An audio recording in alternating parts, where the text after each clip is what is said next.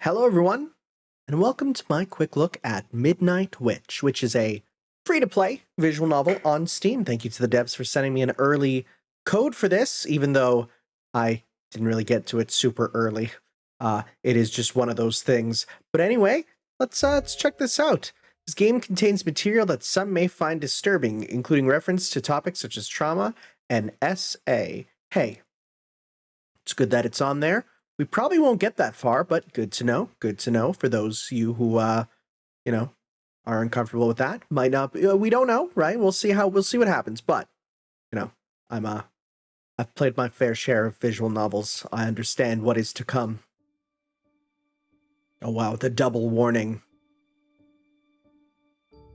Crimson Moon? What is this, a type moon thing? Midnight Witch. Gotta do what I always do. Start off with the settings. So this is very much, I'm looking at how this looks. I'm like, is this running on RenP perhaps? Gives me the same feeling as that. Alright, game's a bit loud for me. I'm gonna turn that bad boy down. Oh, thank God I got a Stream Deck. Yeah, with RenP! There we go, baby. I knew it. Well, let's see here. Screenshot. Assistive self-voicing. Well, that opened up a page when I clicked that. Is that like AI voice acting? Is that a thing? Oh yeah, it's a speech synthesizer. That's cool that that's in there. Not that I'm going to use it much, but I'm just going to play the game. Well, let's get going. I might have to move myself around depending on where I am. What's your name? I mean, I could go with the regular name, but I'm Tanner. That's my name. Oh, Tanner, that's a lovely name. How flirty. I mean, it's called Midnight Witch, but it's not midnight. Hey, Tanner, move your... How rude. My neurons are very slowly kicking in like a rusty machine getting greased by motor oil. Huh? Jin, I like that shirt. That's solid. I look up with still sleepy eyes toward the origin of this pleasant morning greeting and notice Dan's cocky grin with his loyal minion at his heels. What's his name again? Bruce? Bryce? Brian? Brian. A ridiculous name in any case. You're really not a morning person, even worse than me. I feel like I've been jolted awake from a particularly heavy sleep. My temples thump with the usual throbbing pain characteristic of a too short night's sleep. Like every night, I didn't go to bed until I had exhausted all the distractions available to a broke student. A well-rounded mix of TV shows, video games, and procrastination on social media. Oh, it does take me back to my days as a student. Although that's my life as a teacher now, too. And like every morning, I promise myself to go to bed as soon as I get home. To catch up on all those hours of sleep I missed the previous night. But my brain and I both know that I'll fall back into this vicious cycle of insomnia as soon as I get out of class. Shoot! I don't like cussing. Not tonight. I'm celebrating our 2nd anniversary with Emma. Oh yeah, no, whoa, that's important. In spite of the tiredness, a light, silly smile appears on my lips, very quickly replaced by a grimace. I still haven't found a present. If I show up tonight with a stupid poem I scribbled up 5 minutes before, she's probably gonna be upset. Not to mention the fact that knowing her, she's probably been planning for at least 2 months to give me the perfect gift. Suddenly I feel a hand on my shoulder that abruptly pulls me out of my daydreaming. Shoot, man, you're really out of it today. Or, yeah, that's Dan. Gotta stop taking care of yourself after midnight, alright? Dan puts on the silly and smug smile of one who thinks he's reached the height of comedy. His minion, Bob, bursts out laughing, revealing perfectly aligned little pointy teeth. He reminds me of a little weasel, whose survival depends on the level of flattery lavished on his protector. Stop it, I just what exactly? Unable to finish my sentence, I gently massage my aching temples. Damn it, why do I inflict this to myself every night? Dan looks solemn. Don't worry, I get it. You're with Emma, right? No wonder you didn't sleep. Hey, that's my girlfriend you're talking about, buddy. I mean, you've been together for so long, you guys must have already done it all. been what? 6 years? What? No, it's only been 2? 2 years! I don't know if I'll ever find a girl that will keep me going for that long. Come on, you must have hit 2 years of cumulative relationships long ago with at least 20 girls. Dan's smile widens. What can I say? Some of us are just born to roam. When you're hungry, you gotta eat, right? Dan enjoys quite a following among the female population. Probably due to his fake bad boy looks or his athletic physique that he maintains despite a tenacious smoking addiction. That's fine. He'll die in a few years. I answer with a particularly loud yawn. You're a true philosopher. So what the hell's a wild stallion like you doing at school this early? Usually never get to class before 3rd period. I'm a new man, bro. Time for a quick smoke, then I'm gonna be sitting in the front row. I turn to Bob Boberto, who again graced us with his slightly high-pitched and eager laugh. What about you? You decided to rebuild your life too? Ben? Brian? Billy. Smile suddenly fades and his face turns pale. Oh, he's not really a model of self-confidence. He'd have to stop dressing like a middle schooler. That would already give him a little... He'd have to stop dressing like a middle schooler. That would already give him a little more credit. Jin, what's this about? His new 2-dimensional girlfriend? His babysitter? Look, sometimes the aesthetics count, okay? His mom? That'd be weird.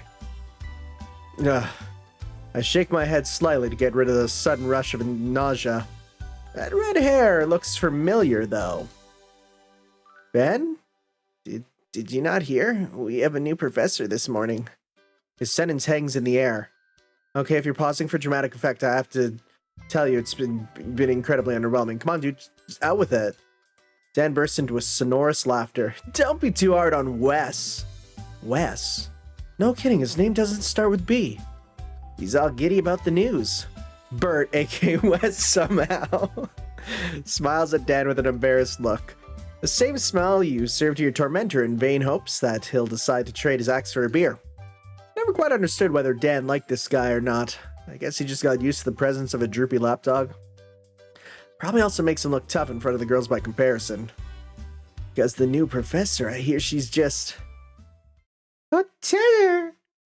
Familiar voice, soft and melodious, which, yeah, I'm good at that. Reaches my ears. My heart races slightly and my mind instantly recovers its full capabilities.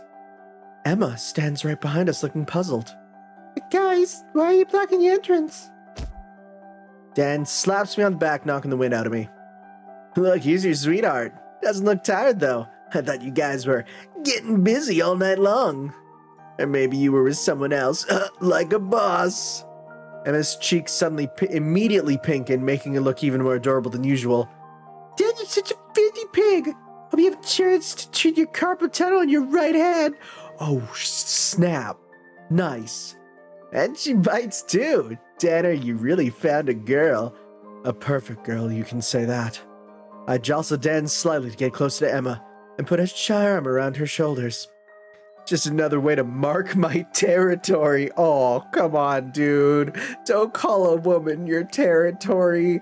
Come on, don't do that. Don't do that. That's weird. Against Dan's predatory inclinations.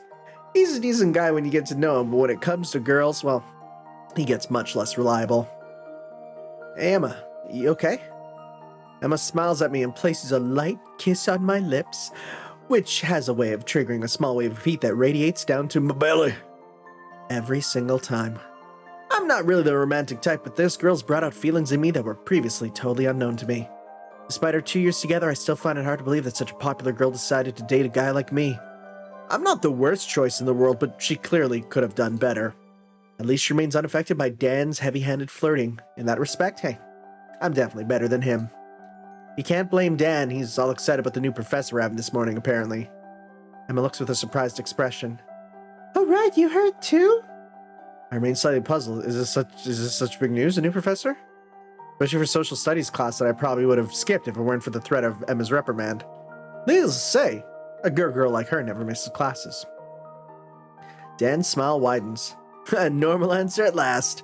Look, kids, it's time to go take a smoke outside and talk about a topic of the utmost importance. He turns to Bob, aka Wes, whose lanky body had already moved closer to his protector when Emma joined us. Wes, go get seats in the back for us. I want to be in a good position to admire the beast. And sleep peacefully as soon as she starts spouting off her lecture. With a shifty look on his face, his minion nods and quickly leaves to the auditorium with a banana. As he does this, I was kind of reaching for that one, I'm sorry. Guy's definitely weird, yeah, me too. What did he expect hanging around like this with Dan? That he'll miraculously find a girlfriend? With my arms still around Emma, I followed Dan to the park with much enthusiasm. What is it with everyone and this new professor? Someone famous? The autumn breeze makes Emma's shoulders shiver, and she decides to cling to my arm a little tighter in hopes of drawing some warmth from it. I just love autumn. My goofy smile quickly fades as I become aware of Dan's condescending look. I didn't know you were a hopeless romantic, Tanner. Yeah, I get it. You're not familiar with the very concept of monogamy. That depends on who you're with. I mean, if Jessica decided to come by, one day to come and warm my bed, who knows? Who knows indeed. After all, I would just need a stroke to fall into your arms. Who's this? Oh, gee. Oh, she looks tsundere. I turn my head to the newcomer. Jessica, the goddess of the class, and of the whole university for that matter. The sunlight slides over the perfect curves of Jessica's body. Tall, elegant, slender. My girlfriend is right here. I really shouldn't be having these thoughts. Many heads turn when she walks around the campus, but not mine. Alright, maybe it happened once or twice. What's wrong with contemplating such a bewitching vision? In the game, Midnight Witch, available now on Steam. If Emma ticks all the boxes of the perfect girlfriend, well, Jessica meets the criteria of the perfect lover. Way too high maintenance, of course, but her looks.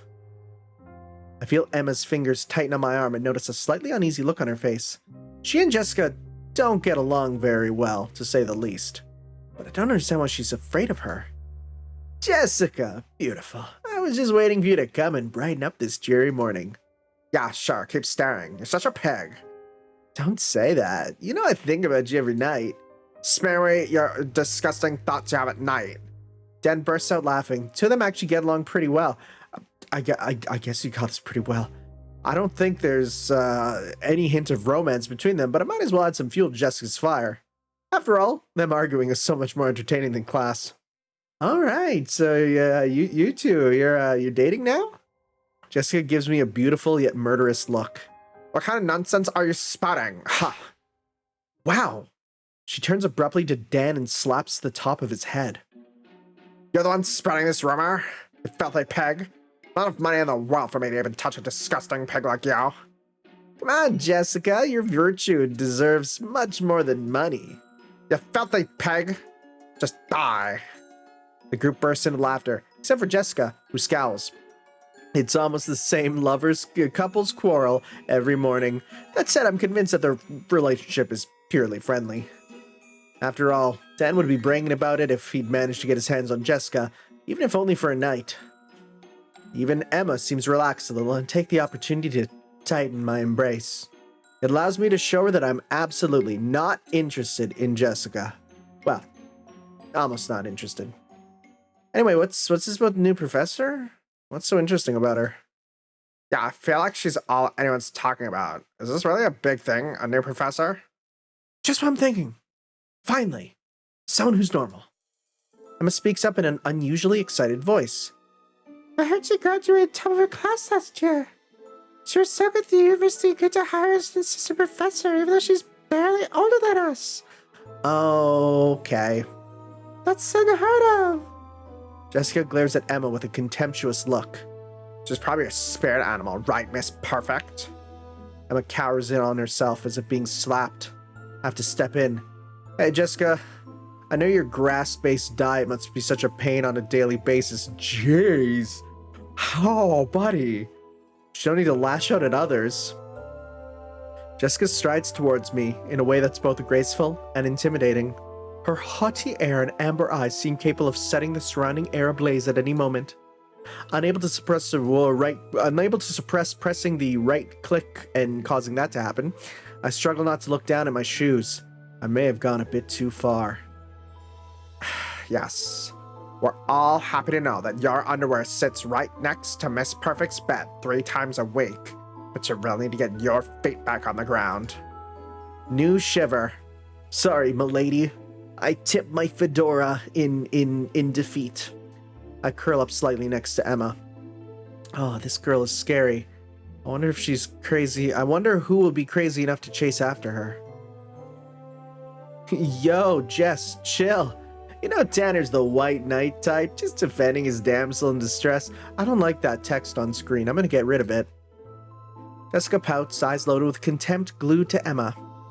There are damsels in distress that would be better off thrown to the dragon. Dragon! An unusual silence sits in. I don't understand the animosity between Jessica and Emma. Surely they are diametrically opposed, but it's like Jessica is unable to stop herself from belittling Emma under any circumstances. That doesn't leave me with an easy role. What exactly am I supposed to do? Fight with Jessica?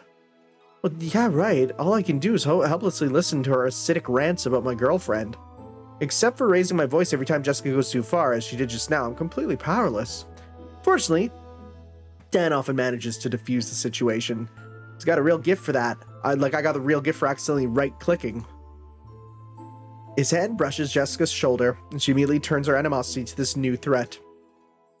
Dan raises hands in front of him as a sign of peace. Jessica, you don't understand. This new professor, apparently, she's a total hottie. Jessica raises a haughty eyebrow. What, she wears a miniskirt and plunging cleavage? That's enough to tickle your Y chromosome? Yep. Right, guys? Mm-hmm. That's all we need. It's where we're quite simple machines. You know, the lever, the inclined plane, and the Y chromosome. Simplest machines. My poor Dan. I thought you'd watched enough porn in your life to be numb to such trivial stuff. Dan shakes his head. Whoa. That was a bit of a slip. Condescending smile on his lips. I don't understand. I've never gotten such dithyrambic feedback on a girl. Okay, I'm guessing that's supposed to be like your heart skipping a beat. Dithyrambic? Oh my god. It's like she's everyone's first choice. Even Leo told me she was beautiful. Dithyrambic. Don't use such big words you don't understand. Is it to impress this famous professor? Infamous, rather? Dan turns to me, a lecherous drool on his lips. Even Leo told me. Leo! Leo has little interest in women, so that explains it. Damn it, Tanner, say something. Emma glares at me. If I say something stupid, I'm a dead man. Well, I hope she's a good professor. Dan's eyes look like they're about to revolt. More than good, she's super hot. A pure goddess. You know, I'm just here for class. I just want my degree, dude. Come on. My pathetic defense doesn't fool anyone, especially not Emma. Of course I'm intrigued by this so-called goddess. In the same perfectly timed reflex, Emma and Jessica roll their eyes with a sigh. Men. All pegs. All it takes to ease tensions is a common enemy. Jessica gives Emma one last contemptuous look, then heads towards the main building. A temporary truce, shall we say. Tanner, I think it's time to go. Emma takes my hand and heads towards the building as well. Luckily, she doesn't look too mad. I should be good to go. I catch a glimpse of Dan out of the corner of my eyes. He silently mouths a few words that are unmistakably meaningful. Super hot. Super hot. Super hot. Wait. Super hot. Super hot. Super hot. Right? That's what you're going for, right? Right? That's what you're going for? No? Well, we're approaching midnight. Yo, that's a very white classroom. I walk into the half-empty auditorium with Emma still holding my hand. Looks like not everyone is planning to attend this morning lecture. It's over here. As usual, Emma sits at one of the top middle rows, a very reasonable distance from the board. I'm so relieved she's not a teacher's pet who stationed themselves front and center in the class. I just hate the front row. Being at the back is so much more pleasant, reassuring even. You see everything that's happening. It must be my predatory instinct. How long does this class last again? 3 hours, I think. I stare at her unblinkingly for far too long to hide my dismay. Over the whole week? A small, crystal chiming laugh escapes Emma's thin lips as she quickly kisses me. Stop being so silly. Social studies is one of my favorite subjects. Yeah, me too. One of my favorites to skip. Hey, guess what I'm teaching literally right now? It's social studies. In a class with such a grand professor to dream now, what more could you possibly ask for? Staying in bed with you for 3 hours? Emma slaps my arm bashfully, unable to hide the hint of a smile. If you keep thinking about it all the time, you'll end up like Dan. I hold up my hands in front of me as if to apologize. No risk. Dan spends all his time finding the perfect girl, but I've already found her. Emma blushes with pleasure. Girls are really not that oh my god, buddy. Flattery and special attentions are 2 pillars of a special relationship. If you're counting on shallow flattery to get me to sleep over tonight. I put on a puppy dog face. She forgets my secret weapon, self-pity. With nice girls like her, works every time. Emma grabs my arm and whispers a few words in my ear. Maybe. If you take notes during class. Consider it done, boss. Thank you, boss. Emma looks at me with a particularly adorable expression. Tell her I love you. What was the, just S. Okay. Okay, sounds good. Yeah, okay. No worries, no worries. Just, when I need a little bit of reassurance. I love you too, Emma. You already know that. Yeah, but I love it when you say it. A duet of identical voices rises behind me. Hi, Tanner. Hi. Emma. Emma. Chloe, Zoe. Seeing Emma's face light up with that, I knew exactly who's behind me. The twins. Okay. That's I kind of like how they're differentiating them. I quickly rush aside to let the double hair tornado pass me by and rush to Emma. You'll never guess who we saw making out on the way here. I still can't believe it. What? No way. Yes, no way. With an exasperating sigh, I turn away and take out my laptop. Time to play StarCraft. To say I find their discussion mind-numbingly boring would be the understatement of the year.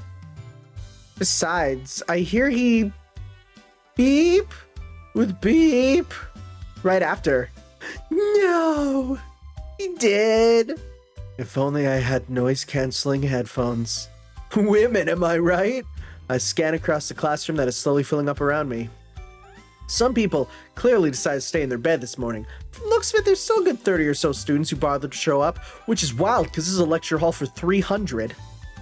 Not bad for a morning class. I glance at Emma, who's still absorbed in intense exchange of gossip with the twins. I must be turning into a Russian romantic, but she's just so beautiful when she smiles. Out of the corner of my eye, I see Dan staring at me from the back row, miming what I guess are some obscene gestures with his hands and mouth. His gaze alternates between me and the twins. Right, he's been talking about his mission to one day have a threesome with them. Good luck with that. Look toward the twins, who are indeed identical in every way except for hairstyle. They're both quite cute, sure, and pretty nice too. But hearing them talk to Emma for 17 seconds is enough to turn me off right away. It's just so incredibly boring. I mean, why don't they talk about video games or anime or food? So I told him, okay, but only if you... But he thought he was talking to me. No! Yes! Kill me now. An amber glint catches my eye. It's only Jessica, who just sat a little behind me in the back row. At a very reasonable distance from Dan, though. Bob Biggie West has given her sideways glances, creepy glances. Little perv. It's always Dan in the hope of getting close to Jessica. In front of her are 2 students who turn around very regularly towards her, trying to catch her attention the most obvious way. Probably hoping that she'll eventually talk to them when she needs a pen or something, which will brighten their lives for a whole day. These guys. Unsurprisingly, no girl comes to sit near Jessica. She's not exactly popular with girls.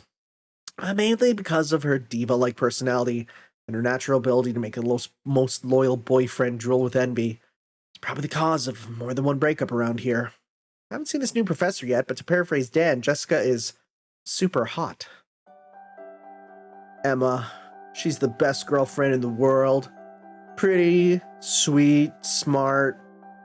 But she doesn't have that sexy, dangerous edge you get from a femme fatale like Jessica. Emma's just real cute. Jessica's different. I shake my head and try to focus. I need to sleep more. Turn to Emma, her face sparkling from the vapid revelations the twins are rushing through, and I press the button again. I'm literally taking my finger off that. Her chestnut brown hair, her thin lips, her soft skin. I hoped she wasn't lying about tonight. I've got to clean my apartment, but the sheets are clean and I still have some of her favorite chocolates. My face naturally breaks into a smile as I open my latest notes on my laptop. The social sciences. Was it social sciences or was it social studies? Did I read that wrong a bunch of times? The file contains about 10 particularly short sentences and a few words highlighted in bold. Yep, that's it. Let's say I'm desperately relying on Emma's notes. When are midterms again? Slight nudge pulls me out of my thoughts. I suddenly become aware of the silence in the auditorium. And as the twins are now sitting in the row right in front of us while Emma's trying to get my attention. Tanner, look. She's not the only one who looks stunned. It seems the whole class under the spell of what exactly? My eyes swerve toward the front of the class. I mean, sure. Yeah, that's a lady. She's sitting on the lecture desk in the most natural way. I'm unable to look away as if hypnotized by this woman, the most beautiful woman in the world.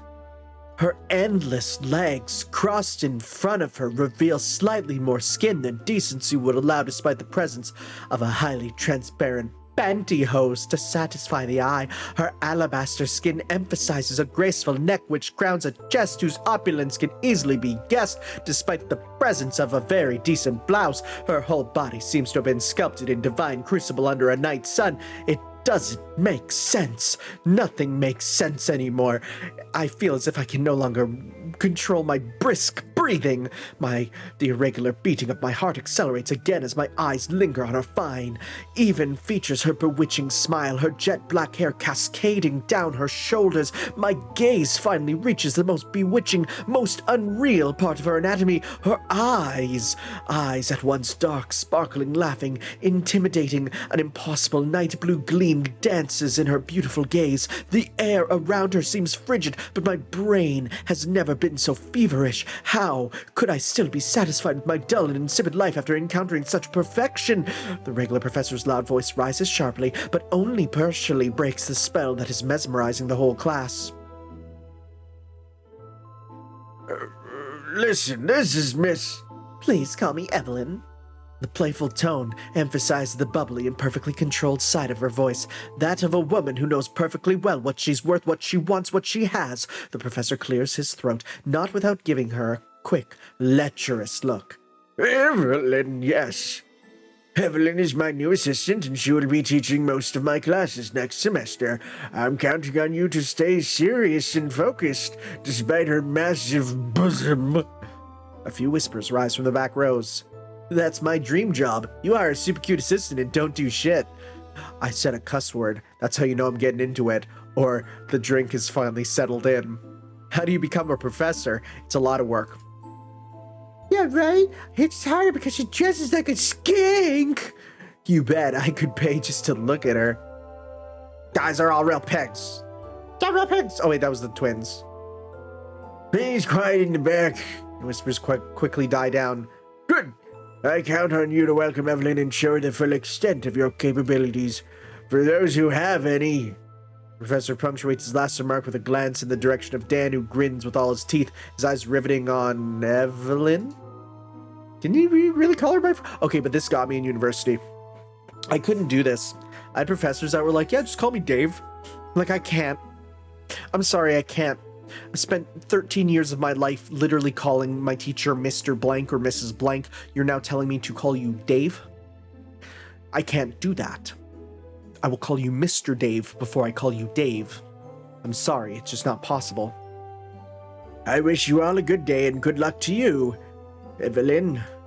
The sweet tone adopted by the professor when addressing Evelyn leaves no doubt as to his attraction to the new assistant.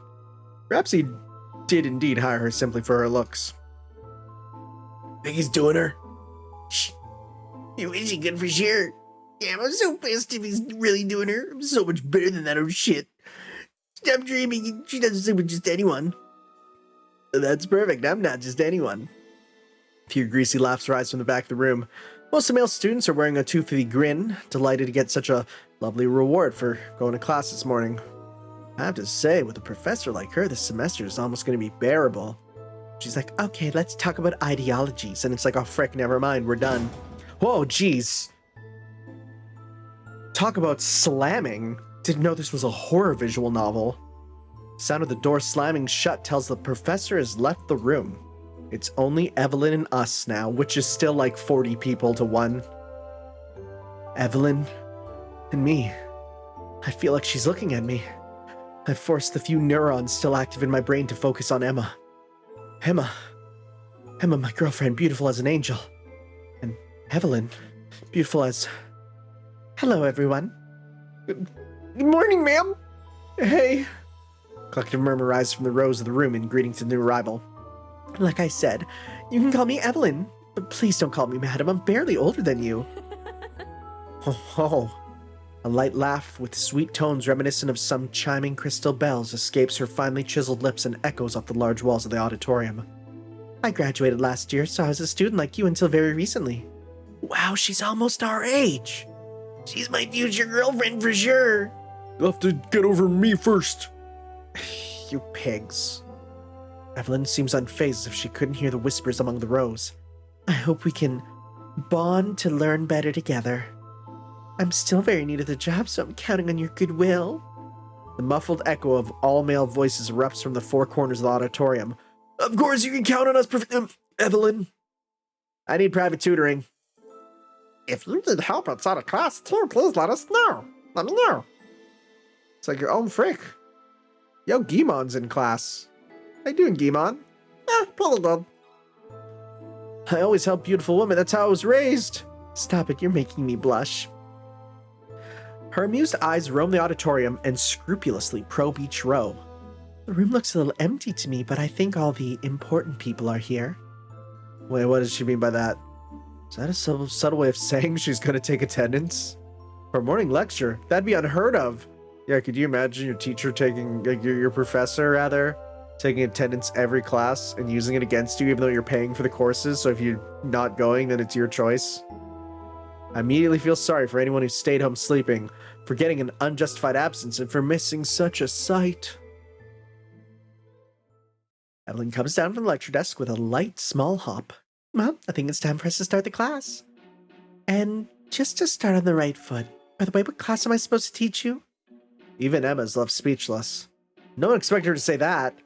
You're kidding me. The professor just hired her to do her. She doesn't even know what she's here for. I just want to talk about every matter with her.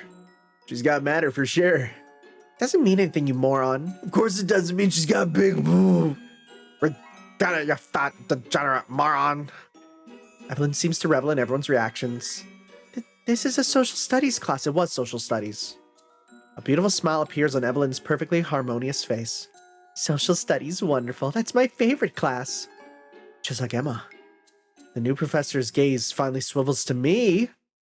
Oh, shoot. She's definitely staring at me. Say a joke, say something cool, show your muscles, anything's your moment.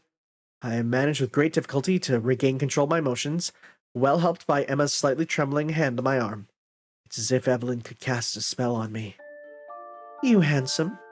What's your name? Immediately fired. That's flirting. Breathless, I managed to articulate an answer with the little confidence I have left in me.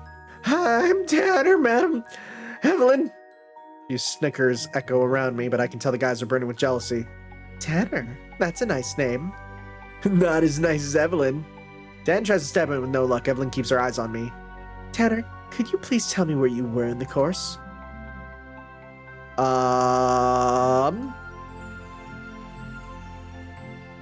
I didn't show up for half the classes. There are many things I don't know in this universe. The meaning of life, the origin of black holes, the expiration date of milk sitting in my fridge.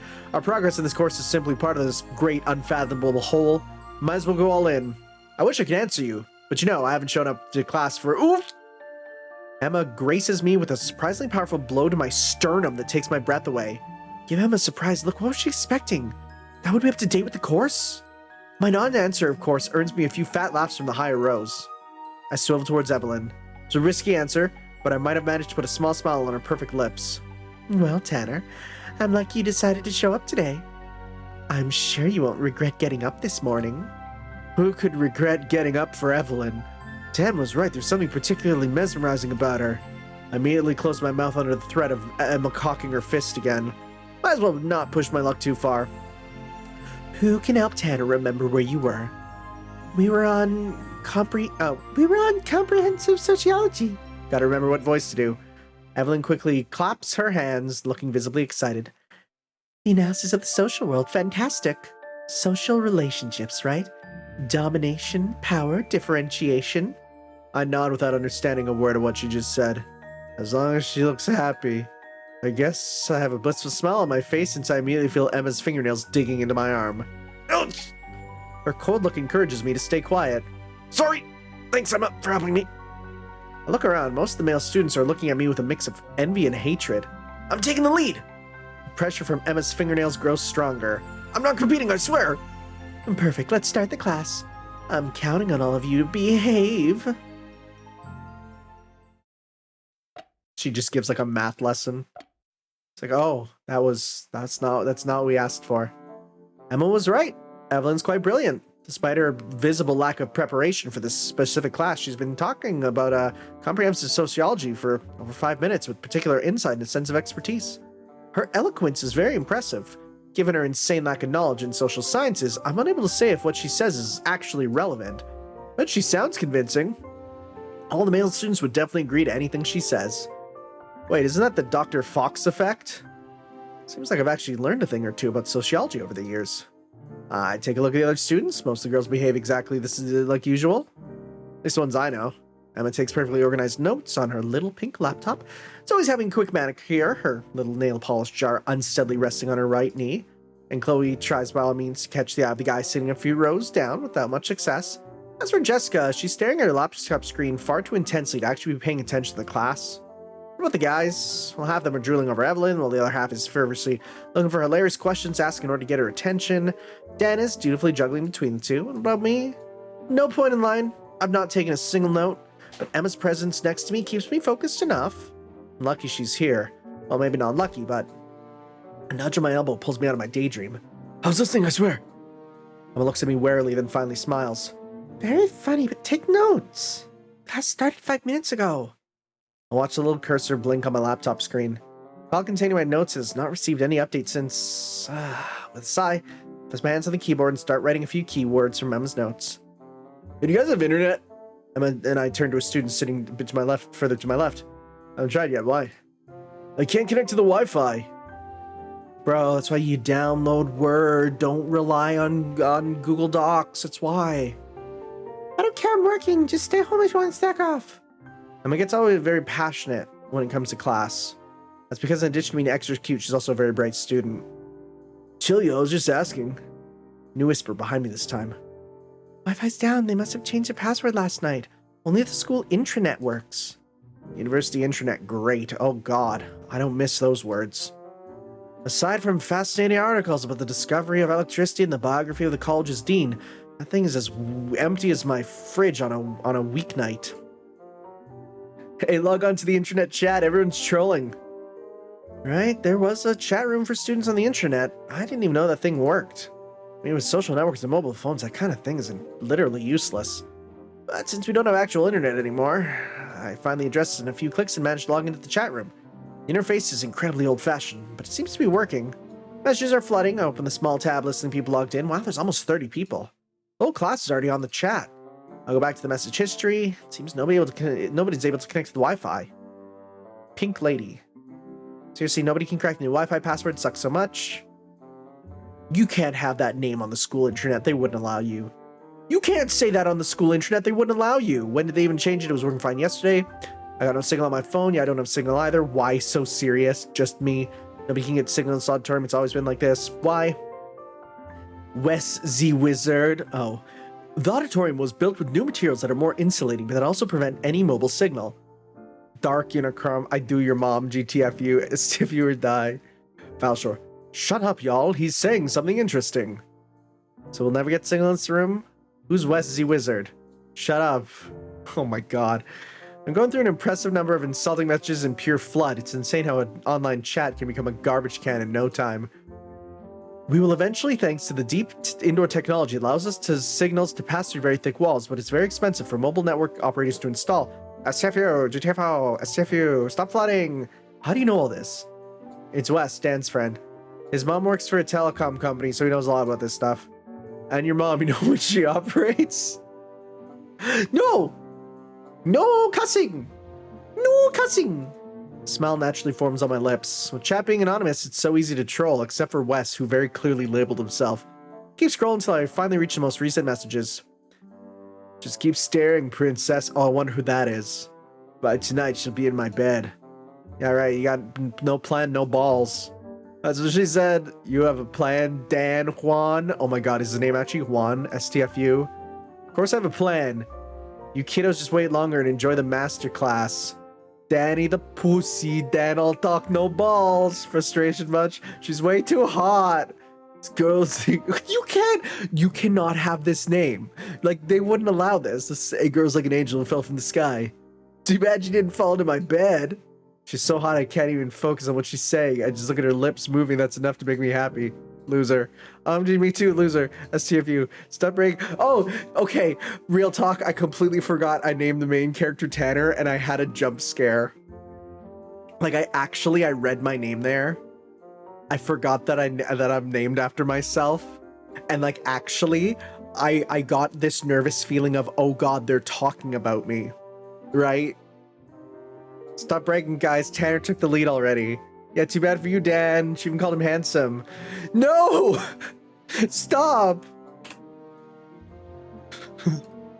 Yo, Tanner, forget about Emma. Okay, I'm taking pictures because these are funny. You're our only hope. Tanner, big balls! Dan, no balls. That's amazing. If Emma reads this, she'll... Tanner took the lead, but Emma slapped his butt. I'm taking pictures. I literally want to take pictures just because it's funny to, like... to have these. Like, it's funny to me. I'm gonna take a screenshot and send that to my Discord and be like, guys, what's happening? Guys, what's happening? Guys. Good job, Dan, although I said he'd need to help me. You guys are just pigs. Seriously, if anyone can actually get to do her, you're all so ugly. You get no chance with a girl like her. Do you guys see girls as anything other? That's fair. That's actually a fair question, I feel. No, like, for real. Like, I actually feel like that's fair. We're human beings too, STFU. True, you look more like a fat fish. Shut up, or rotten meat. Wow, that's horrible. It's getting ugly. Welcome to the absurdity of online chatting. To sum it up, no one found the Wi-Fi password. Dan has no serious plan to hit on Evelyn, and the trolls are out early today. I lean back against my chair and take a long stretch. Glance over at Emma, still focused on her notes and now fill an entire page. Has Evelyn talked that much already? My laptop screen continues to display a impressive flow of new messages with little change in content, gratuitous insults, obscene comments, and obvious trolling. I quickly check my phone for new messages. Well, no signal. Oh, shoot, I forgot. I feel Emma's incensed look on my face. She hates it when I slack off and I look up at Evelyn again. Feel another jolt in my body. There's something about her that's particularly hypnotizing, mesmerizing, almost unreal. Again, I feel her gaze is focused on me. I find this almost unreal bluish glow dancing in her laughing eyes, as if she was able to cast a spell on me.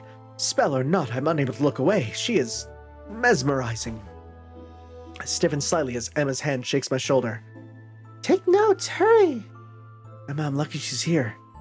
I sigh heavily and type a few random words on my keyboard that don't make much sense. Interior, alligator, crocodile. Yes.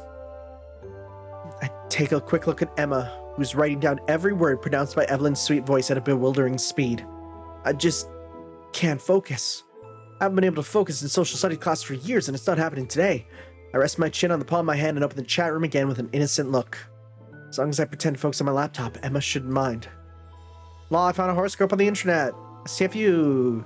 This stuff looks like it was created 20 years ago. Like when your mom was still doable? I don't know who you are in real life, dude, if I ever catch you. I think it's funny. It means your mom is ugly IRL. Think you're a real smartass, don't you? I can tell your horoscope for 20 bucks if you want. Give it to you for free. You're an idiot and your future's crap. GDFO, STFU, STFU, GDFO. You got a link to the horoscope? www.stfu.now.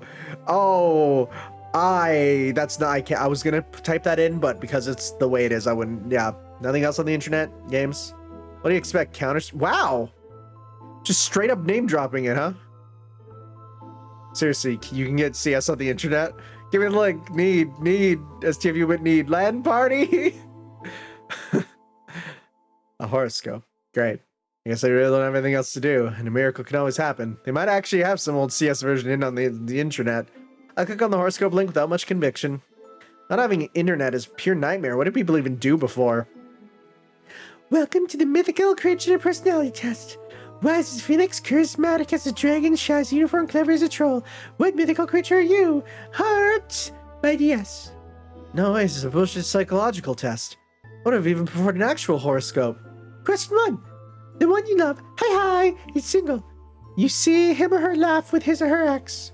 I bury my face in my hands. What the hell am I doing? It's a love test for dumb teenagers. My disillusioned pout grows as I go through the answers. You don't mind, they're just talking, that's all. It's like the answer in Sigh. Who could have possibly created this stuff? Okay. Everyone has the right to laugh once in a while. Question 2, the one you love, hi. Asks you out for dinner, but when you show up, you notice that other people are there. Okay. You get to meet their friends, which means you're getting more intimate, yeah. Carpe diem. Your best friend tells you his feelings for the one you love, hi too. You didn't choose who you love. May the best win. You explain your friendship. Friendship won't survive this. You scream, you cry, you curse fate, then get a beer with your friend. Does he know? I mean, I guess I'm thinking too deeply about it. Whatever. Ad impossibilia nemo tenetur. It's very likely the one you love, won't date any of you guys, so problem solved. Question 4. You're in a romantical relationship with the one you love, but you end up finding out about him or her cheating on you. No. Forgive everything, because that's also what love is. Finally, somewhat interesting question. Era humanum est, as they say. Question 5. You find out your husband, is actually been cheating on you with your best friend. You turn your affection to your pet to avoid... Sorry, what? I hope you mean platonic. Pretend you don't know. You leave them together. You're too committed to each other to break up now. Frick. B. Fluchtat neck mergiter. I hope you signed up for a prenup though, just in case. Question 6.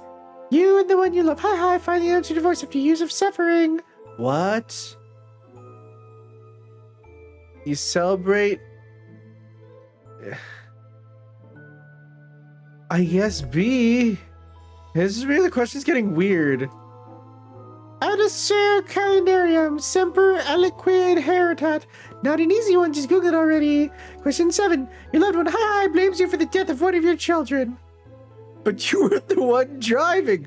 But it wasn't even your kid. But you were the one spending the evening. I wasn't driving. Ad hominem attacks, my favorite. Final question. You attend the funeral of your loved one. And his... does this mean something? And his or her family insists you give a little speech. You don't hide anything. Neither wounds or you speak his or her qualities. You never speak ill of dead. You explain that the kids are not yours. Oh my god. Transit Umbra said looks permanent. A bit hypocritical, but at least summer should be quiet. Congratulations, you are a unicorn! Wow, I'm a unicorn. I mean, wow, I'm a unicorn. Unicorn? You don't actually exist! Try to have a little bit more personality because this is really embarrassing even for you. Alright, stop stalking, do some work. See you soon. That was weird. was expecting something particularly cheesy and pointless, but some of the questions were surprisingly messed up. As if the guy who created this thing didn't actually care about your result. Not to mention his condescending remarks in Latin. It's probably very bored in class to come up with this. This probably proves that classes have always been boring, even 20 years ago. Take a quick look at Emma, who seems very absorbed by every word said by Evelyn. A small smile appears at the corner of my lips. Good thing she's serious enough for both of us. I'm entirely relying on her notes. I go back to my chat room. WTF was that? Lol, so it's not a horoscope really. STFU, GTFO, the guy who did this was a complete psychopath. And why would it have to be a guy? STFU, GTFO, yeah, I'm a dragon. STFU, I know, don't bother. GTFO, you guys are boring. I'm gonna get the dragon, please. Hydra for me. No matter how Larkin gets, you can always bounce back. That's the version of the Phoenix, basically. How do I get the dragon, please? Oh, that jackass, it was super hard to get the Hydra. Who else got the Phoenix? Stop BSing, bro. I did the test 15 times. Phoenix doesn't exist. Jessica got it. Screenshot. How can I get the dragon, please? Shut up. You can't post a screenshot in this chat. I'm a cave troll. How do I get the dragon, please? How can I shut the flutter up? How do I get the dragon, please? How can I get the dragon, please? God. God, it's so real. God, it's so real. I stifle a yawn and look down at the clock. Morning break won't happen anytime soon.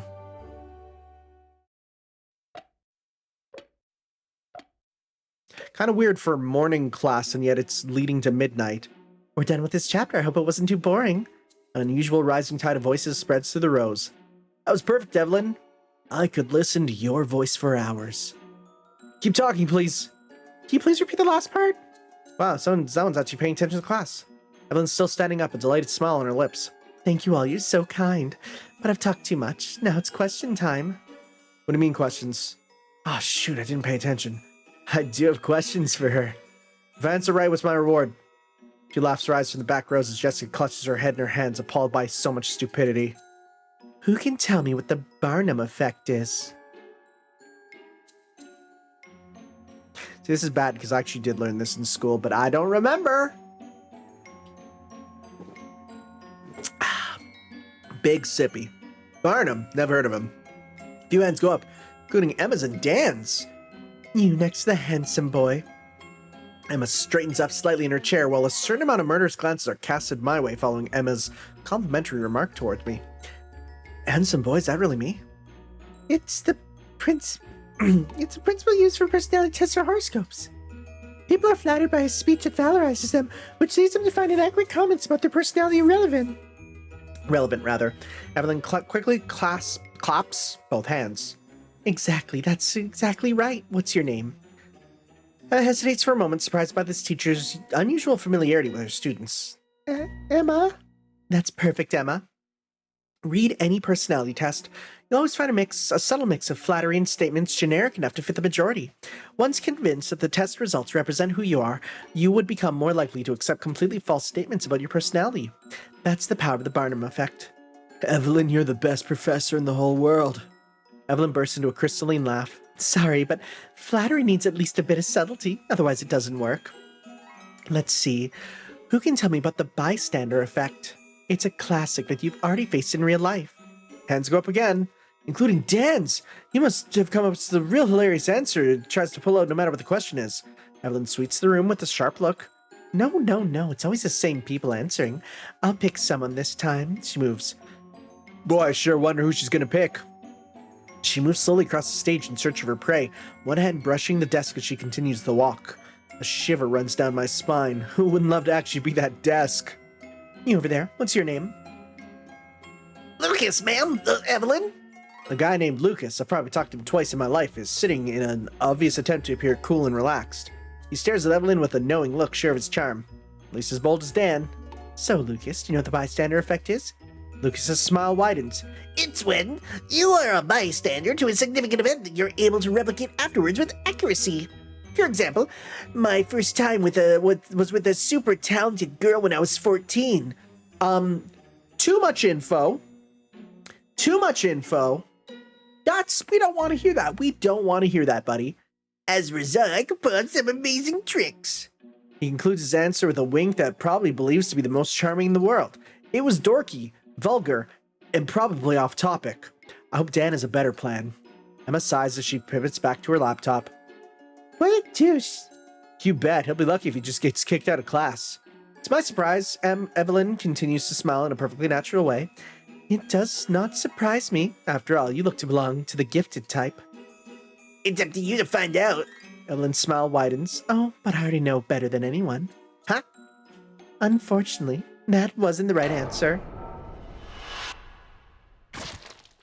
Oh, that's what we're doing? A blinding flash of light fills the entire room for a split second, followed immediately by a dull crack. My eyes instinctively close at this sudden light assault. The classroom is now dead silent. When I finally manage to open my eyes for good, I find myself facing a vision of horror. Evelyn is elegantly seated on the table right in front of Lucas. Smiling, beautiful, natural, terrifying. To be fair, he kind of deserved that for that comment. In front of her, Lucas stares dazedly at the long blue spear that crosses his chest and holds him firmly against the back of his seat.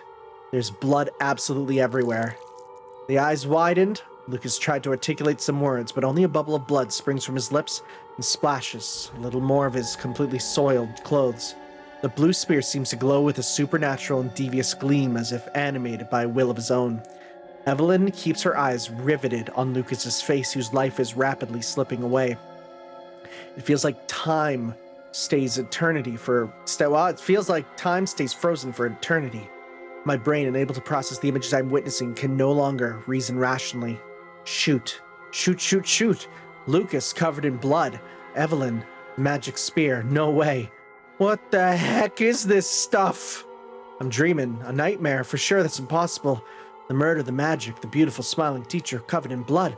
The blood, the blood. Tell me it's impossible, please. I'm unable to take my eyes off this completely surreal scene. I barely manage to hear the scream that tears through the surrounding silence. Thank you for voicing that. Help! Run! What? The paralysis that had gripped the entire classroom disappears all at once as if by magic. A very large panic begins, with half the students taking cover under the tables, while the other half rush to the doors. Door located at the other end of the room from my seat. Fiddlesticks! Fiddlesticks! Emma turns to me, her face livid. Without thinking, I pull her against me and tip backwards so that our bodies are under the table. The protection is purely symbolic, but what more can I do? While my brain is screaming at me to think of a good way to get to the door, my gaze goes back to Evelyn. Still smiling, she gently caresses the handle of the spear without seeming in the least bit disturbed by the agitation around her, or by the bloody body facing her. Her medallion glows with the pulsing of the magic spear, which seems to be absorbing the life of her unfortunate victim.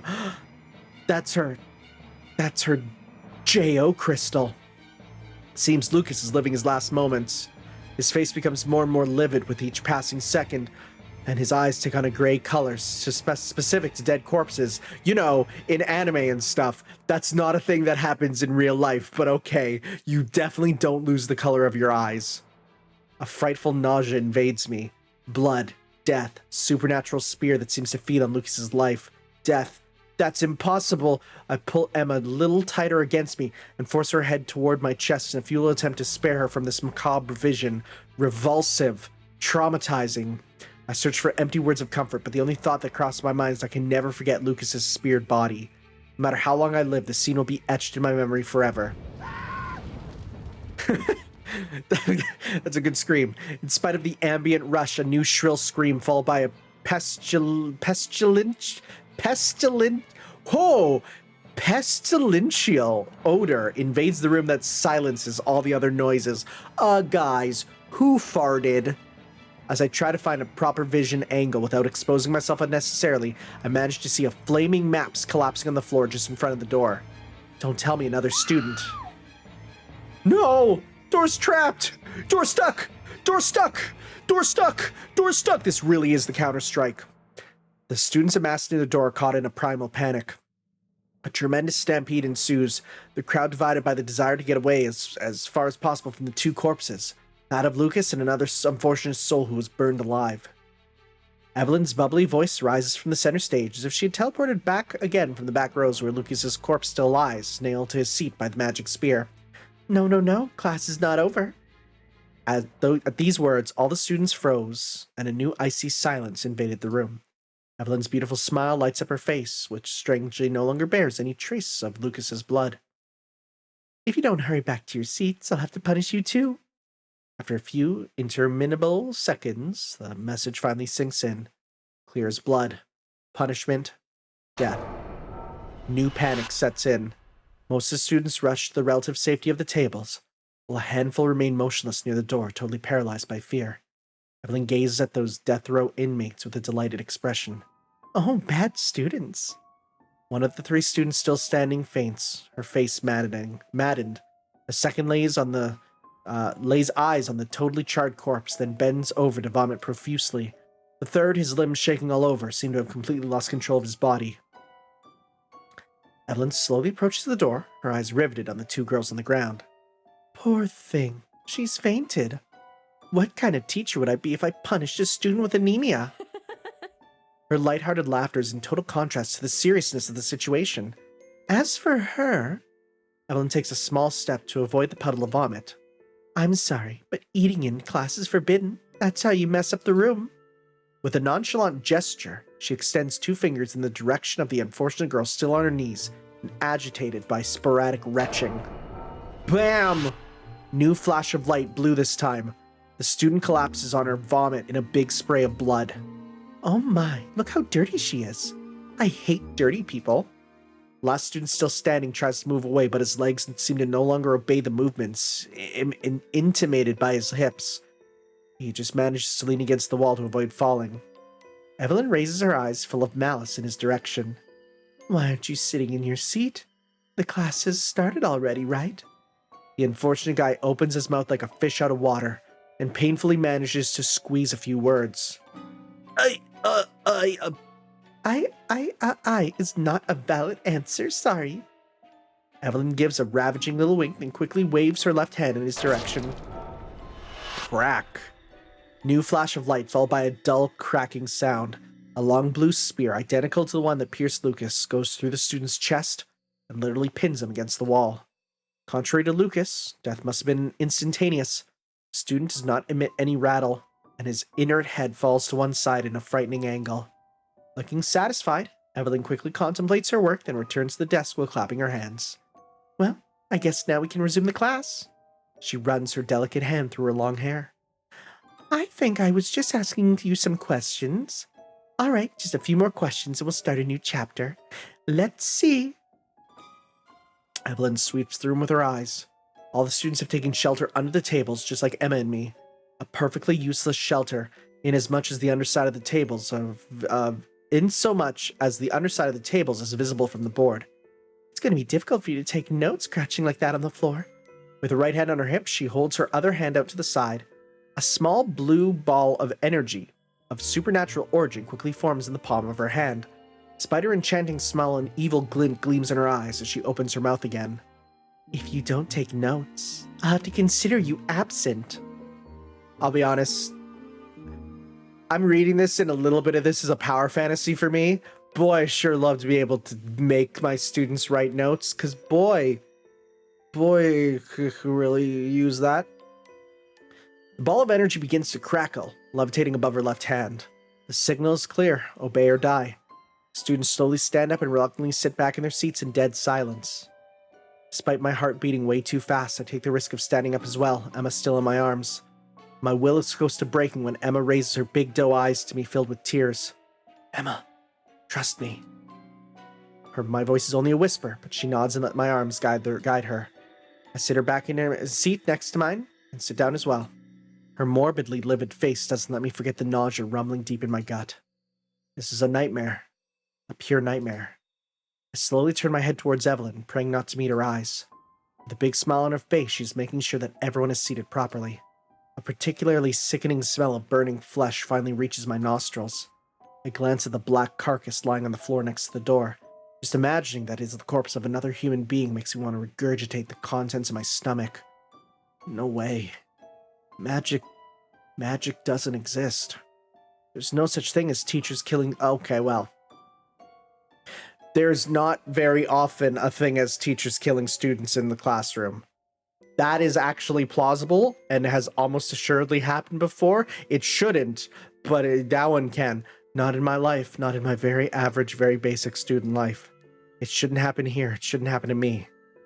That's impossible. I feel like I'm one step away from losing my mind.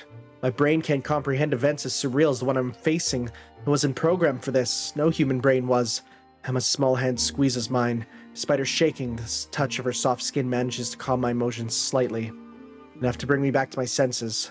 I need to be rational, control my emotions, survive. We must survive. Evelyn can kill us in the blink of an eye. She's using magic or a superpowered weapon from the future or whatever, it doesn't matter. The facts are simple. We're totally powerless against it. No fight is possible. We can't fight it. So we have to trick it, to understand her motives, the rules that underlie her morbid game.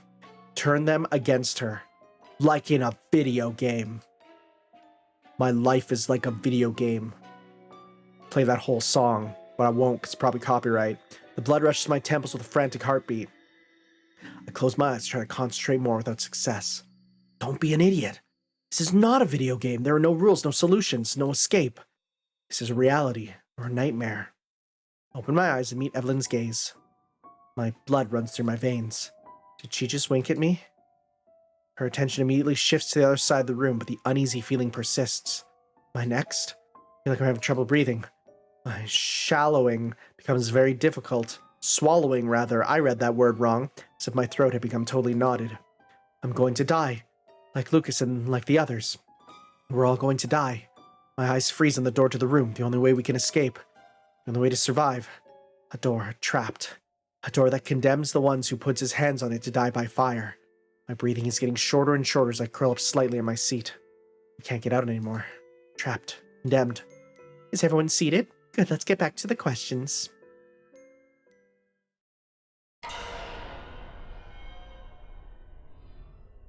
Oh boy. I have a feeling you're not in a very talkative mood, so I guess I have to pick someone again. Evelyn slowly ascends the central staircase, her hand gently brushing the surfaces of the tables as she moves. Students closest to her passage cower in vain, hoping to become invisible, all the while avoiding moving too much so as to not attract the attention of her tormentor. As Evelyn passes by her row, Emma leans slightly toward me to get as far away from her as possible, a look of terror on her face. I force my gaze to stay focused in front of me, despite the fear of being hit by a magical projectile from the stairs to my right. A barely audible sigh of relief escapes my lips as I hear Evelyn's footsteps moving away from us. She stops a few rows up, both her hands patting the table in the unlucky row with an impatient look. Tell me, what's your name? It's gonna be Dan, right?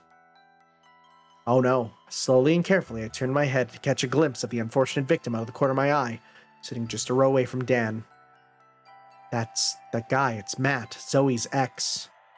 His usual self-confidence seemed to have completely disappeared. Head straight up, eyes empty, he is unable to meet the glance of Evelyn. Nor is he able to answer the question asked.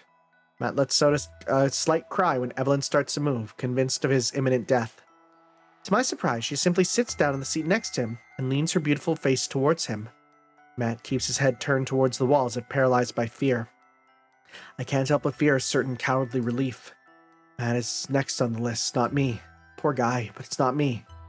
You won't tell me your name? That's too bad. Matt's voice is barely audible. Matt. Evelyn smiles delightedly. Well, thanks, Matt, for being a volunteer. Matt swallows. As if he was a volunteer, she picked him herself. A little microsociology question regarding the family. Evelyn's smile, which initially seemed warm to me, now appears purely cruel. When a couple is expecting a child, who should make the decisions? Well, that feels... Matt manages to omit an answer, which is already a great feat considering the perilous situation he finds himself in. The mother? Evelyn raises an eyebrow. Only the mother. That's interesting. The entire class holds its breath. But does that mean the father has no say in it, ever? Face dripping with sweat, Matt answers in a surprisingly firm voice. Both. It's both. Ah, both. That's very interesting. Evelyn's smile grows more and more crooked. But you can't change your answer afterwards. It's like cheating. Matt abruptly turns to Evelyn, perpetual panic in his eyes. Wait, Splash! A short dagger, adorned with Kabbalistic engravings, springs from Evelyn's outstretched hand, comes crashing down on Matt's throat with a particularly sickening sound. The latter hopelessly brings his hands to his throat, blood spurting out everywhere. He ends up collapsing against the table in a frightful rattle.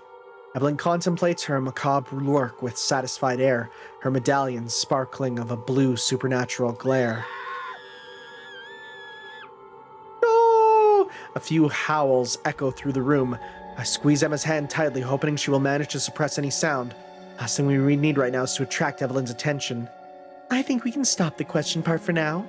Her perky look is perfectly surreal considering the murder she just committed in cold blood. This woman is evil, a witch. She's a witch, and this is most certainly not a holy night. Powerful, beautiful, terrible. I hope you'll listen more carefully from now on, otherwise you'll keep giving me the wrong answers. Evelyn quickly turns back down the stairs towards the board and turns back to the class. I expect you all to take notes seriously. I can't believe it. Is she going to resume the class like nothing happened? Now let's talk about microsociology. Without the slightest regard for the various corpses littering the room, Evelyn begins to recite a sociology lecture before the simultaneously frightened and bewildered eyes of the still living students. I feel you are completely asleep this morning. Come on, take notes. All the students are now aware that each of her recommendations now carries with it a threat of imminent death. As a result, I hear a number of hands timidly tapping on keyboards, beginning with Emma's, on whose face I read deep terror. With a pleading look, she tells me to imitate her to avoid the witch's wrath. The witch who killed Lucas and Matt, and will probably kill us all by the end of the day. With trembling hands, I barely manage to unlock my laptop. Chat window appears before me, flooded with new messages. She uses magic. It's a nightmare. It's a nightmare. I just want to wake up. I'm in a nightmare. We're all in a nightmare. There's no such thing as magic. It's impossible. She's a witch. She can kill us with one look. Can't get signal. Someone call 911. We still don't have internet. It's because of her. It's magic. We're all gonna die. She killed Matt. I'm about to throw up. But if she'll kill me if she hears me. We can kill her if we all go together. Who's with me? We're all gonna die, idiot. She's using magic. We can't do anything. I don't want to die. I don't want to die. Please save me. Please, please, please. Focus. There's got to be a way out of this. Let's go and kill her. She won't have time to get to us all. I don't want to die. You try that on your own, poopy head. Sitting next to Lucas, the smell is unbearable. Please help me. Save me, save me, save me. Please, my parents are rich. Please save me. We're on this together, Morn. Come now. We'll come up with a plan. We need to exchange the answers to the questions on this chat so we don't die. We're all gonna die anyway. Shut up. Everyone sit still, you'll die. You'll just have to sit there and pretend to take notes. It's just divine punishment. It's because you're all sinners. Shut up. It's all your fault. You're a sinner too, so shut up. We're all boned. A divine punishment. Maybe that's what all it is after all. A loud vomit echoes around the room. The girl sitting next to Lucas's corpse is finally cracked. Take a quick look at Evelyn. She continues to lecture without caring about the sickening noise, nor about me pressing the right button. And all these concepts bring us back to the decision-making process that you should already be familiar with. Were you the one who was afraid you'd die if you threw up? She spared you. Maybe she kills randomly. She's a witch. She'll kill anyone. I don't know. I mean, you know that Lucas was a bit... Lucas was my friend. He was a bad guy who did bad things that I can't talk about on YouTube.com. Shut up. That's not real. Was the bad thing story true? He's a sinner. Repent or you all die. I've heard this. Of course I know it. I know a girl he did bad things with. I heard he always used the same method. Picks up a shy girl. She comes to his room and he... That doesn't necessarily imply she didn't agree. I know a girl who didn't. He's bad. He's bad, YouTube bad. He did several victims. Is this a metaphor for Brock Turner? Shut up. Is this true? They would have told the cops. No, that's why he picked shy loner girls. It's much harder for them to go to the police. Besides, it's unbearable to even tell anyone the details. Just needs to say no. I also know a girl who, Baddie Time by Lucas, all the girls in our year know he's super dangerous. Chloe, who's next? That's... Zoe and Chloe, come on. That's... Chloe, you're now sus. So true, that's why most of his was for other years. Shut up. Lucas may have been a bad guy, but does that help us anyway? The witch is going to kill us all, so she's going to start asking questions very soon. The witch is going to kill us like she killed Matt. I know Matt. He wasn't much of a saint either. Don't you dare say that Matt deserved to die. Matt was doing bad things with girls. I've known him for years. He'd never do that. I don't think he did that kind of thing, but I heard he had a messed up story about him with a girl. He had a one-night stand with a girl, got pregnant, and he made her have an abortion.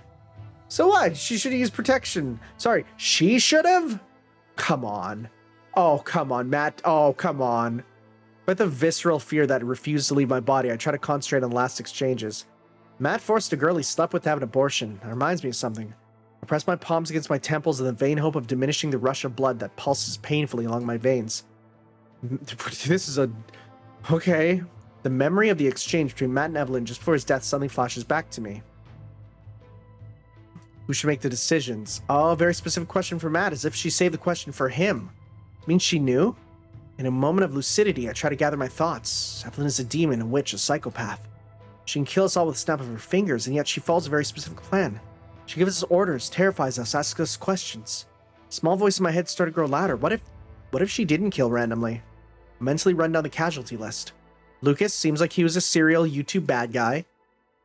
People might have even said what he deserved. He's someone punishable. Matt, he forced a girl to have an abortion, potentially another punishable behavior, as Evelyn might have considered that he was gaslighting the girl to get what he wanted, regardless of the girl's well-being. Yet he just answered that the mother should be the one to make the decisions. Did he suspect that Evelyn knew? Did he sense that this question was directly aimed at him regarding this very specific event? Evelyn didn't seem to expect any particular answer. Actually, I don't know if there is a really good answer to such a vague question. Now, was it a trick question? Was the question designed to psychologically torture him before killing him for good, to punish him for his behavior? I try to calm down the deductive frenzy that takes hold of me. I now have a tendency to convince myself of whatever wild theory that is spinning in my head a little too quickly. Oh, buddy, you and me both. Let's start again. Lucas and Matt may have been punished for their behavior toward the girls. What about the other deaths? One who died by fire while trying to open the door? Girl who was killed while vomiting on the floor, unable to move? One who was left paralyzed standing by the door? Class isn't over. Sorry, but eating is not allowed. Not an excuse. They die because they didn't follow the rules imposed by Evelyn? What would those rules be? Don't go back to your seats, I'll punish you. Is everyone seated? Let's get back to questions. Expect you to take notes seriously. Be enough to be a good, obedient student to survive? Only students guilty of behaviors deemed punishable by Evelyn would be killed? My panic-fevered brain tries to link possibly unrelated facts together. Yet I can't believe these are mere coincidences. Lucas and Matt died after being questioned directly. In other words, they probably had no hope of survival. Evelyn wanted them dead. She wanted to punish them for their past behavior towards the girls. As for the others, they were not interrogated. They died because they did not obey the rules. They were not seated, they did not follow the class. They tried to leave the room in the middle of class, right after Lucas was pierced by a magic spear. The class, you bet. Place is hell. Purgatory, those are two different places, but alright, buddy. I was gonna make it out of here. I shake my head to convince myself to give myself some hope. I'm sure my theory holds up. Once Evelyn is done punishing all the students guilty of punishable behavior, she'll spare the others. The others who can follow the rules until the end of class. I need to share this with the others so there are no more casualties. I'm just about to write to the class when I press the right button. When Evelyn lets out a loud exclamation, I almost forgot a little question. I instantly freeze as if paralyzed by an unearthly cold embrace. Emma turns to me, looking even more terrified than before. I squeeze her hand with all my strength and utter a few words under my breath. You're safe. She should be in no danger. She's taking notes, she's listening to the lecture. She's a very good student. She is a girl. Evelyn seems to only punish guys guilty of terrible behavior towards girls. I pray my theory is correct. That said, even if I'm right, it doesn't mean I'm safe. I try to reassure myself despite the painful heartbeat radiating from my chest. I'm just a normal man. Just an innocent man. That's why Emma chose me. I didn't do anything sleazy, not to the girls, not to others. I'm a normal guy. I shouldn't be afraid, I think. Why am I shaking like a leaf? You there, what's your name? Restlessly, I look up with devastated eyes at Evelyn, who's staring at someone across the room. Me? Dead silence. All the students turn to the unfortunate girl. I recognize her. It's Lucy, a rather loner girl in the class. Evelyn simply nods with a broad smile, arms leaning against her desk near the board. The brief relief of knowing I'm safe is immediately replaced by the frustration of the inconsistency of the choice of the new victim. Why is she singling out a girl? She can't be. She only punishes guys. Unless she's not planning to kill her.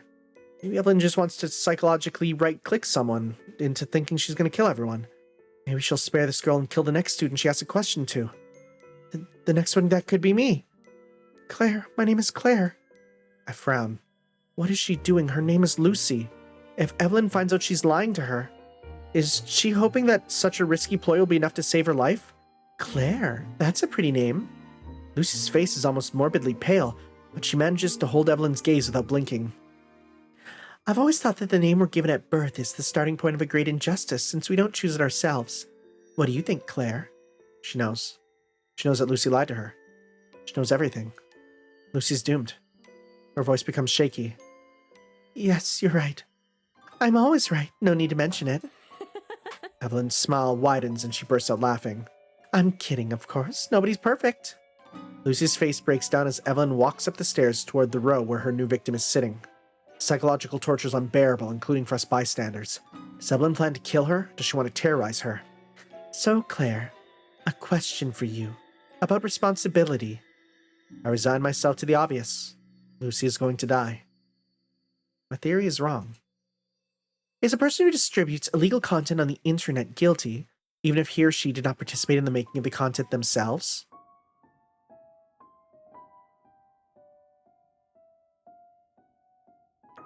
It depends on your definition of illegal. Like say a Let's Play of Witch on the Holy Night? I think that should be okay. Lucy bursts into tears in response to this oddly specific question. Please, I don't know. I thought they were always consenting, I swear. What? Evelyn stares condescendingly at Lucy, half leaning over her. The unearthly glow of her medallion gleams on the tear-streaked face of the hapless victim. Please spare me. I'm so sorry. Please, please. Evelyn's gaze grows a little softer. Lucy, I'm sorry to see you so desperate. Lucy raises her pleading eyes. But your answer's off topic. With a gesture, Evelyn causes a small bluish mist to appear and ripple around Lucy's body. The latter begins to tremble so violently that her seat hammers the metal railing that serves as support in a sonorous clacking.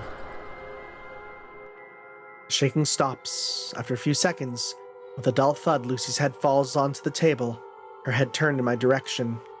A fresh wave of nausea seizes me. Blood has abundantly spurted from her eyes and mouth during her agony. With a snap of her fingers, Evelyn clears the magical mist and walks back toward the podium, a mysterious smile on her face. Remember, responsibility is the one of the must-have sociological studies in my program. Once back by the desk, Evelyn continues class as if nothing had happened. Nothing in her appearance betrays the murder she just perpetrated. Not her immaculate clothes, not her impeccably coiffed hair, not the medallion, which is returned to its usual hue. Don't forget to take notes, this is important. I hear the sound of someone puking from across the room, but no screams. Most of the students go back to tapping away fervently at their keyboards, looking terrified. I do the same. Evelyn also targets girls. No one is safe. Emma, I love you. I whisper these words without taking my eyes off the screen, terrified of attracting Evelyn's attention. Emma squeezes my hand with unusual strength. Out of the corner of my eye, I see a few tears falling on her keyboard as she continues to take notes. I use my left hand to wipe away the few tears that are also beating at the corner of my eyes and take a deep breath. I have to find a way to get us out of this. I have to figure out the rules of this sadistic, perverted game. I have to save Emma. And that is where we're going to call it. If you are interested in seeing more of this game, it's available on Steam now, free to play. Go check it out. Thank you to the developer for sending me a code for this. Through a website at least. It wasn't personal, but you know how it is. Still good. Appreciate new visual novels. Hey, this one got me kind of interested. That's for sure. Right? School setting, killing game, always fun, always fun. That's horrible to say, but you know what I mean. You know what I mean in a visual novel. We'll see you guys next time for more quick looks. Thank you all. Be sure to check it out on Steam now. Ciao.